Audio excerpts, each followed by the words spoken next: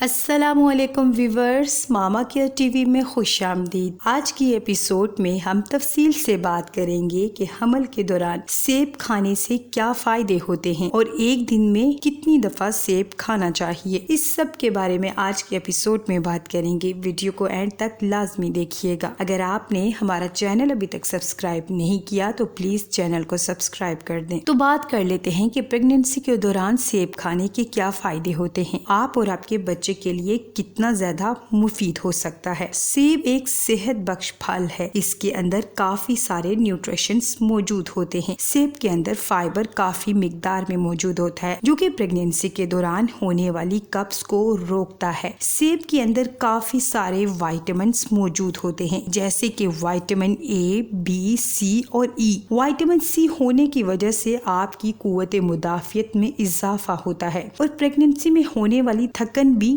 दूर होती है। सेब के अंदर कैल्शियम भी मौजूद होता है जो कि आप और आपके बच्चे की हड्डियां और दांतों के लिए बहुत ज्यादा मुफीद होता है। ज्यादातर खवातीन को हमल के दौरान सांस लेने में काफी दुश्वारी रहती है, तो अगर आप सेब का इस्तेमाल करती हैं तो आपको इसमें काफी फायदा मिलेगा। सांस लेने में दुश्वारी नहीं होती। सेब के अंदर आयरन भी पाया जाता है जो कि आपके अंदर खून की कमी को पूरा करता है और बच्चे में भी खून की कमी नहीं होने देता। एप्पल में पोटेशियम भी वाफिर मिकदार में पाया जाता है जिसकी वजह से वो आपकी हार्ट और ब्लड वेसल्स को प्रोटेक्ट करता है। एप्पल बैड कोलेस्ट्रॉल को कम करके अच्छे कोलेस्ट्रॉल को बढ़ाता है। एप्पल के अंदर जो शुगर होता है उसकी वजह से आपको फौरन एनर्जी मिलती है। सेब कोशिश करें कि सुबह के टाइम खाएं। लेट नाइट खाने से आपको गैस या फिर एसिडिटी हो सकती है, तो आप कोशिश करें जब भी सेब खाएं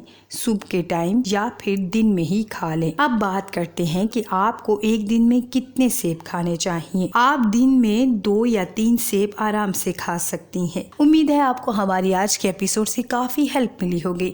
अपना और अपने बच्चे का बहुत सारा ख्याल रखिए।